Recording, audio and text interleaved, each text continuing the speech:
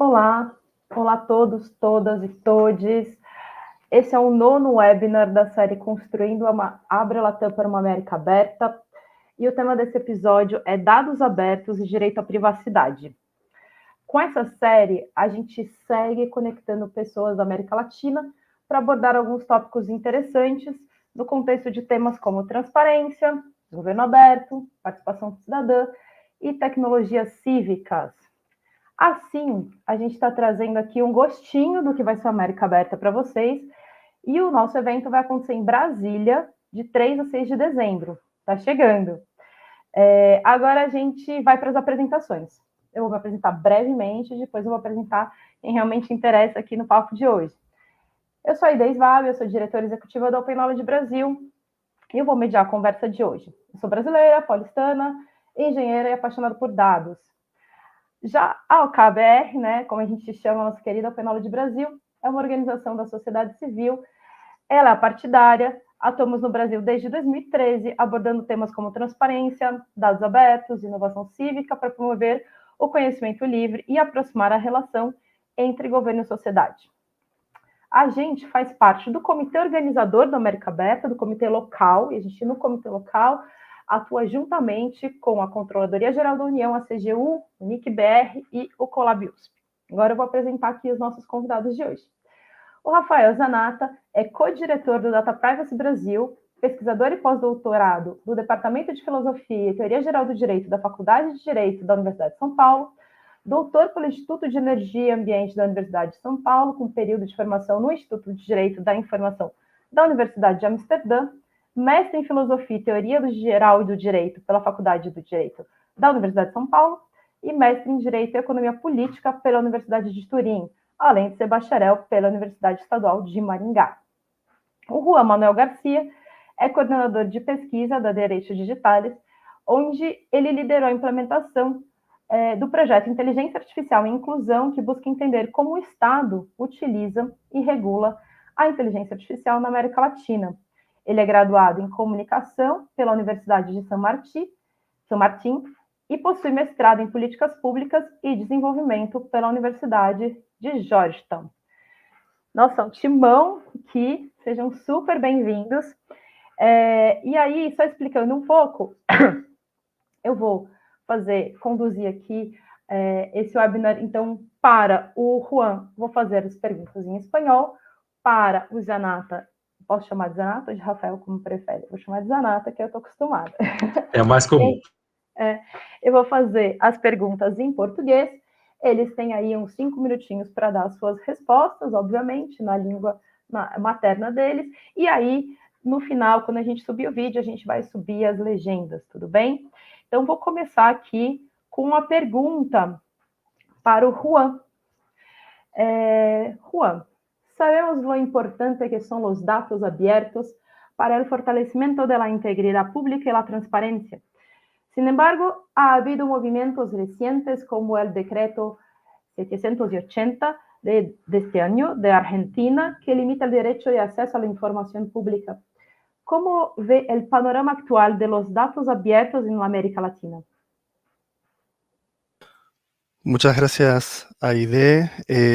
Bueno, aprovecho para saludar y para agradecer la invitación desde Derechos Digitales. Es un placer participar de este panel junto con Rafael. Y tu pregunta me parece súper interesante porque justamente quizás cruza varias temáticas que están ligadas y que tuvieron parte de todo el proceso de apertura de datos que en Argentina tuvo mucho impulso desde 2016, que tiene que ver con, por un lado, la publicación de datos, de las políticas de datos abiertos, de publicación de datos, las políticas de acceso a la información pública y las políticas de gobierno abierto, que fueron cosas que estuvieron muy entremezcladas. El decreto 780 que mencionás particularmente es un decreto que lo que hizo fue reglamentar algunos aspectos que habían quedado pendientes de la Ley de Acceso a la Información Pública, que fue sancionada en 2016, a fines de 2016, y entró en vigencia el año siguiente. Y en la reglamentación, en este decreto reglamentario, lo que hace el gobierno actual es agarrar algunos puntos específicos, algunos artículos específicos de la ley y definirlos de forma que restringen cuáles son las posibilidades de acceso a determinadas temáticas o a determinadas áreas de acceso a la información pública. Y en esa definición, aparte de restringir esos puntos, que no entro en detalle porque me parece que lo interesante es ver cómo el espíritu de esta reforma es incorporar algunas ambigüedades que lo que pueden hacer es justamente dejar a interpretación libre del gobierno cuando implementar algunas restricciones que no serían parte del espíritu de la ley original. Entonces, creo que este punto lo que muestra es la necesidad de la reglamentación lo más estricta que se pueda. O sea, todo este tipo de políticas es necesario que sean institucionalizadas desde lo legal y que esas leyes después sean reglamentadas lo más específicamente que se pueda, justamente para que incorporen todo el debate previo que tuvieron estas leyes, todo el acompañamiento de sociedad civil, todos los debates, y que no sean después sujetos a acciones restrictivas por parte de los gobiernos de turno. Porque justamente los problemas que podemos llegar a encontrar, y ahora paso del acceso a la información pública a las políticas de publicación de datos abiertos, en respuesta a tu pregunta, muchas de las políticas de datos abiertos, Argentina tiene un portal de datos abiertos muy interesante, que tuvo muchísimo esfuerzo a la hora de crearlo, a partir de la creación de una instancia de SICAN específica de desarrollo del gobierno, donde fue necesaria la coordinación interna del gobierno para que las distintas áreas fueran abriendo sus datos. Y estuvo muy ligada a las políticas de gobierno abierto que tuvieron lugar en la Argentina durante los últimos años. La Argentina presidió incluso la Alianza por el Gobierno Abierto, o sea, fue algo que tuvo mucho impulso. Ahora bien, esas políticas tuvieron un grado de institucionalización bastante vulnerable. ¿Por qué? Porque todas las políticas estaban basadas en decretos y en acciones de gobierno que muchas veces ni siquiera estaban reglamentadas en términos específicos, ¿no? Con resoluciones ministeriales o cosas por el estilo. Entonces eso hizo que estas políticas queden a merced de los intereses de los distintos gobiernos y que si cambia el gobierno, cambie el impulso que tiene la agenda de publicación de datos abiertos. Esto es algo que se vio durante los últimos años. Entonces, justamente, una de las acciones que se tomaron en el gobierno anterior fue la creación de lo que llamaron la Infraestructura Nacional de Datos Públicos, que lo que busca es generar un marco para el diseño, planificación, ejecución y el monitoreo de las políticas de publicación de datos abiertos y de publicación de datos en general. Esto sería algo deseable, pero bueno, es algo que viene del gobierno anterior y en función de esto que les digo, hay un riesgo de que esta política pierda continuidad justamente porque no representa necesariamente los intereses actuales de la gestión actual. Entonces, creo que también a la luz de otras discusiones como publicación, como todo lo que tiene que ver con la agenda de inteligencia artificial, es necesario tener en cuenta cuál es la infraestructura normativa que da sustento a estas políticas. Por ejemplo, ¿no? Así como está la protección del acceso a la información pública y el marco de acceso a la información pública, está la protección de datos abiertos, la protección de datos personales, que son leyes necesarias para todas las agendas venideras y actuales, ¿no? Las que ya llegaron, que dejaron de ser emergentes. Y que, bueno, hay países en América Latina, llevándolo un poco al plano más regional, que no necesariamente tienen ni siquiera sancionado una ley de protección de datos personales. La ley de Argentina es una ley bastante antigua, que tiene un proyecto de reforma que quedó con media sanción solamente en el gobierno y que no fue retomado y tiene riesgo de perder estatus parlamentario. Entonces, justamente creo que en respuesta a tu pregunta, fíjense cómo con un decreto reglamentario puede correr riesgo el ejercicio y el funcionamiento de una ley. Entonces es necesario trabajar en la institucionalización normativa de este tipo de políticas. Muchas gracias, Juan. passando agora a palavra um pouco para o comentário do Zanata, para além dessa questão da necessidade dessa institucionalização, né, com um pouco mais de cuidado, né, para que não fiquem essas brechas normativas, que acho que foi isso que o Juan nos trouxe, mas ele também trouxe os aspectos aí, citou a questão da lei de dados pessoais. E aí, para você, eu queria que você comentasse, considerando que cada vez é mais comum nós vermos que a proteção dos dados pessoais e a privacidade vem sendo usada como subterfúgio para o não cumprimento da lei de acesso à informação no Brasil, queria que comentasse um pouco sobre esse assunto e, se possível, também comentasse os recentes enunciados da lei que a Controladoria Geral da União divulgou.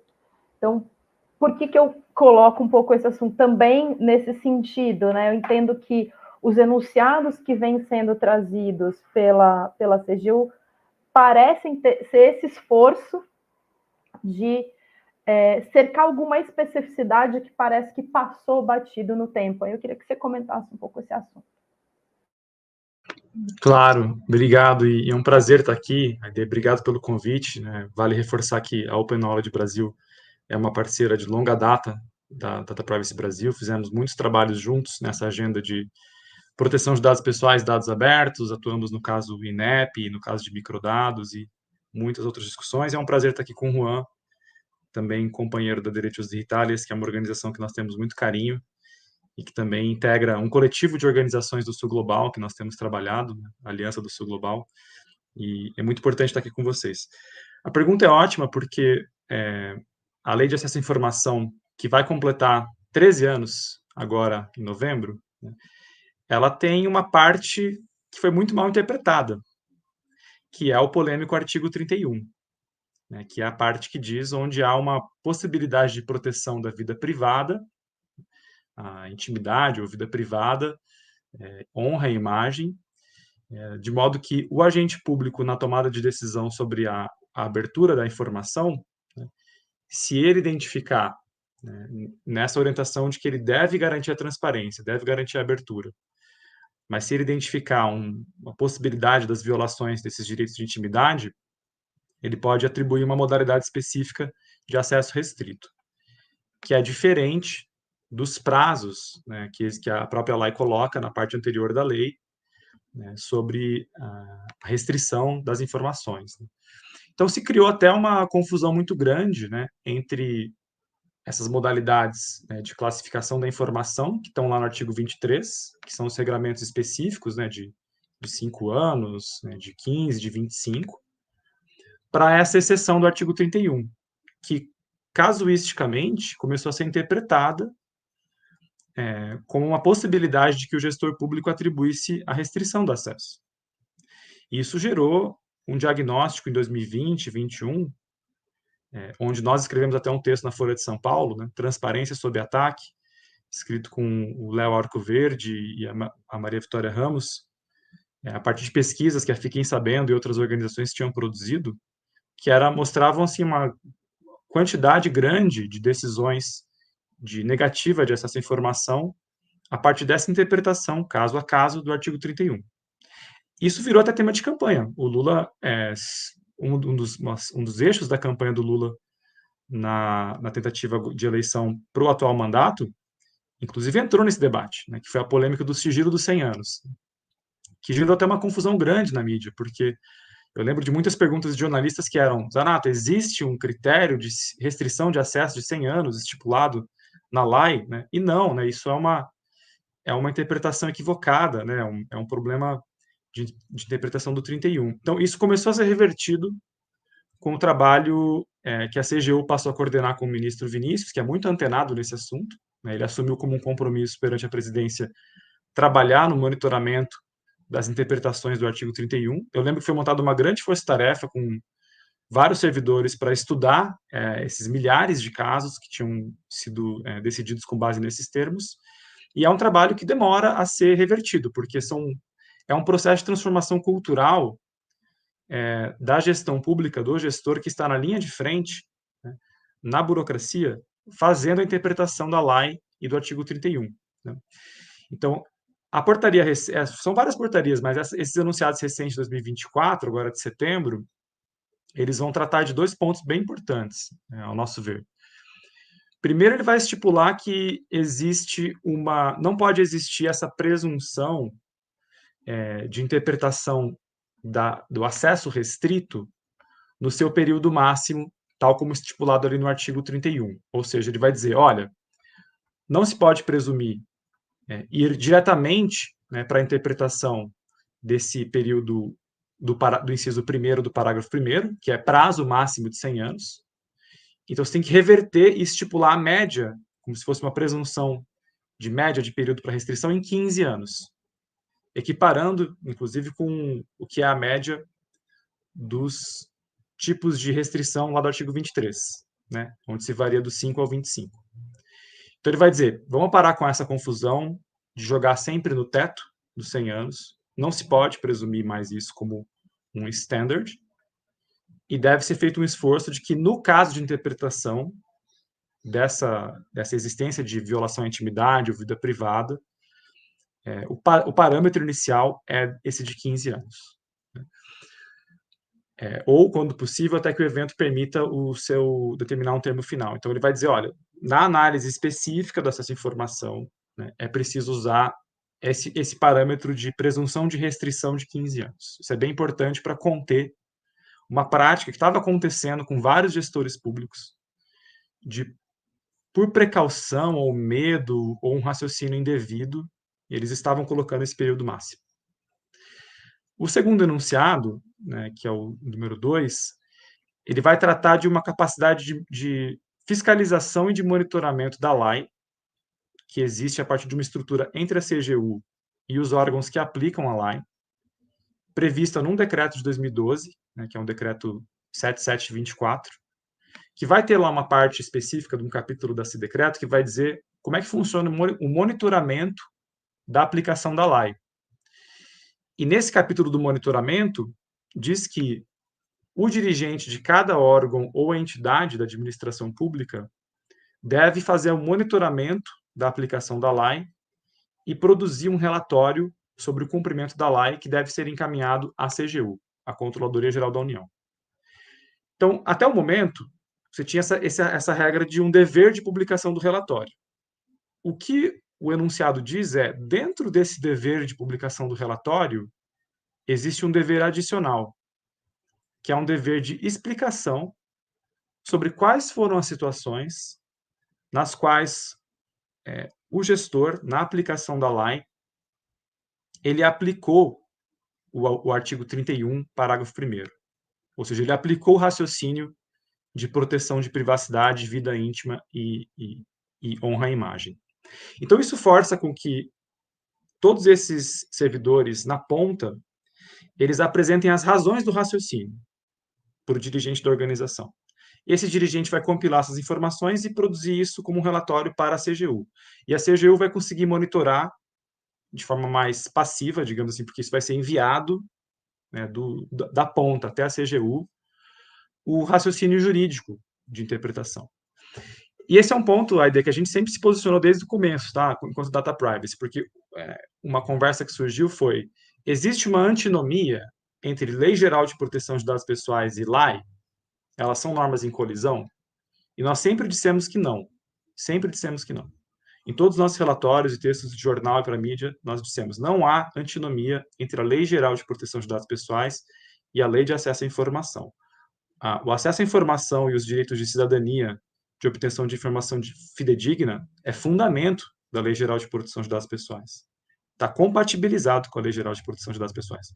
O que tem acontecido no Brasil nesse período dos últimos 5 anos é uma deturpação, é um mau raciocínio jurídico, no caso concreto, em cada situação específica, no momento de aplicação do parágrafo 1º do artigo 31. Então, o que a CGU está fazendo é criando uma malha de monitoramento desses raciocínios, para que ela possa revertê-los e aplicar até os outros enunciados. Os outros enunciados do ano passado, eles dizem respeito à primazia do acesso à informação, da transparência, em comparação com os argumentos de privacidade. Então, ou seja, eu já disse, quando o gestor tiver na dúvida nessa exercício de compatibilização, ele tem que dar primazia à transparência, a essa informação. E se mesmo assim ele identificar que existe um grave risco a esses direitos da personalidade e intimidade, aí ele precisa justificar, tem que prover as razões. E o que aconteceu em muitos casos é que essas razões não eram providas, só se usava um argumento formalista. Entendo que há um risco, determino restrição do acesso. E o que a CGU está dizendo é, isso não é suficiente. Nós precisamos de uma boa argumentação, existe um dever de argumentação por parte do gestor, que vai interpretar a lei com relação à privacidade, e existe um dever adicional de justificação. Se ele não consegue prover a justificação, então impera a transparência. Ele tem que garantir o acesso. Tá ótimo, Zanata. Super obrigada por esse retomada histórica da construção da lei, retomada do espírito da lei e dado esse contexto para a gente.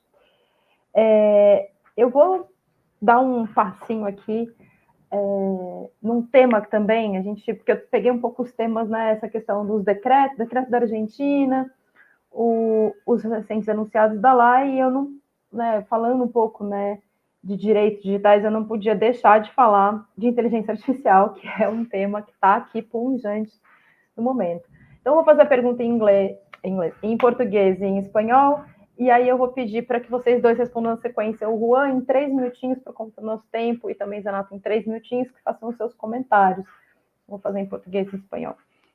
E eu sei que vocês acompanham, então, de perto o debate sobre a regulamentação da inteligência artificial, e que vocês compartilham da preocupação que a gente da Open Knowledge Brasil também compartilha com a preservação dos direitos. Então, poderiam fazer uma breve intervenção final, indicando 3 pontos que, na opinião de vocês, são os mais estratégicos para a sociedade civil acompanhar e atuar, e o porquê.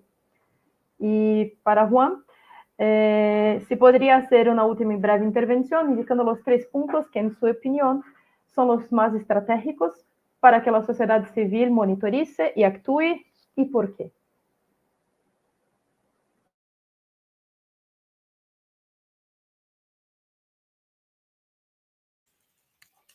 Podemos comenzar con Juan.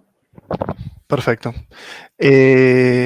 Bueno, Aide, yo voy con los puntos estratégicos de sociedad civil, con la última pregunta, o con... Sí. De los puntos estratégicos para que nosotros monitoricemos y actuemos, y los motivos. Perfecto. Bueno, primero, nosotros estuvimos siguiendo de cerca los procesos regulatorios de todo lo que tiene que ver con leyes, los tratados internacionales, acompañamos procesos sobre regulación de inteligencia artificial, sobre los marcos también que se buscan generar desde organismos como la ONU o como incluso la OEA a nivel más regional en América Latina, o en América, en las Américas. Y para empezar, nos parece fundamental el hecho de que haya espacios de participación en los distintos espacios parlamentarios, ¿no?, que se generan en la actualidad. Por ejemplo, seguimos de cerca el proceso que se dio en la CEYUBIA, en la comisión especial para encontrar un proyecto sustitutivo de los distintos proyectos que estaban dando vueltas en el Parlamento brasilero.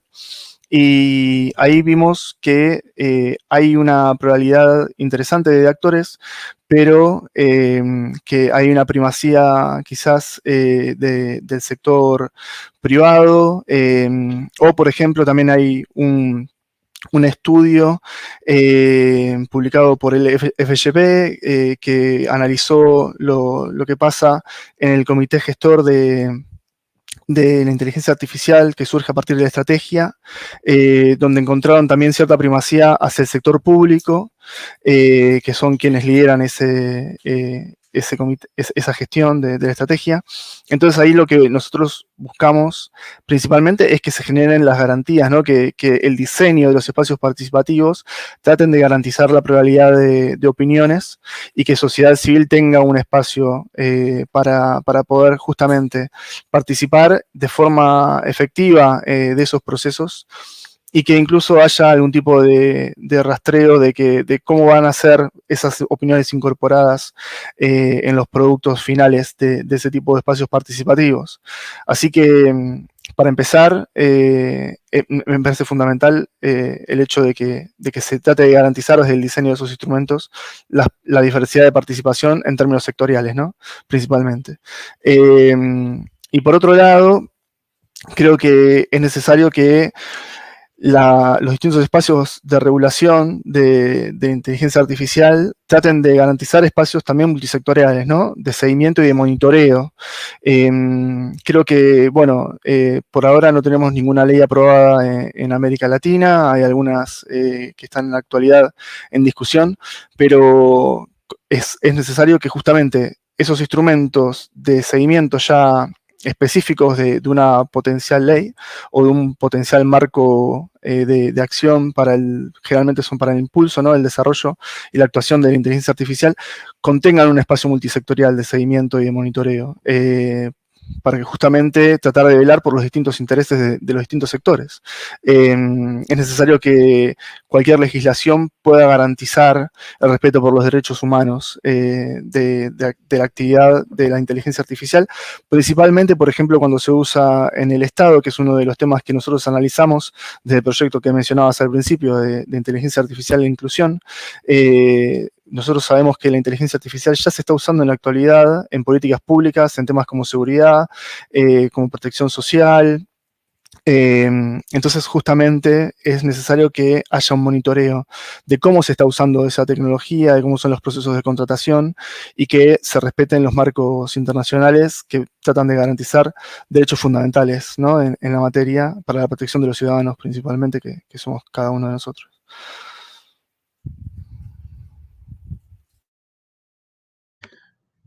Bom, eu acho que tem três, sendo muito sintético, né, eu diria que são três pontos para ficar no radar, assim, na discussão, não só brasileira, mas outras latino-americanas, como o Juan também acompanha. Eles têm feito um trabalho muito bom de pesquisa comparativa, né, na América Latina. Acho que o primeiro é o seguinte, nós não podemos deixar que essas corporações voltem a uma abordagem proprietária sobre os códigos. Elas hoje se comportam quase como países. Imagine, o WhatsApp tem um gerenciamento da vida de 140 milhões de pessoas, né, no Brasil. Elas precisam ter, no desenvolvimento e aplicação de IA, o mínimo de comprometimento com abertura e com protocolos que possam ser auditados e abertos à sociedade.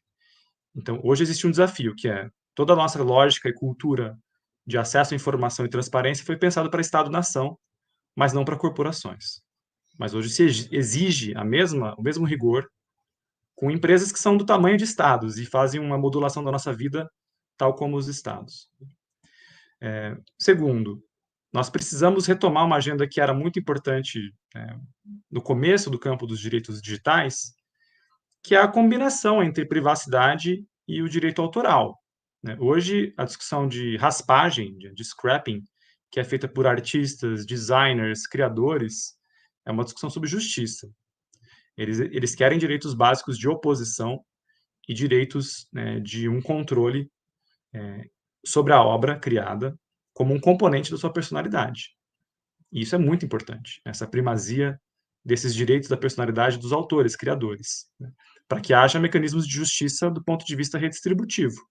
Se certas empresas são altamente lucrativas ao oferecer um software de IA sintética, né, de IA generativa sintética, e ela se vale para a apropriação de obras de milhares de criadores, qual que é o mecanismo de justiça de compensação a esses criadores, né? E o terceiro a gente precisa ter calibragem de riscos. Então, certos tipos de IA vão ser de baixo risco, extremamente benéficos para o conhecimento, para a saúde, né, para acesso à informação.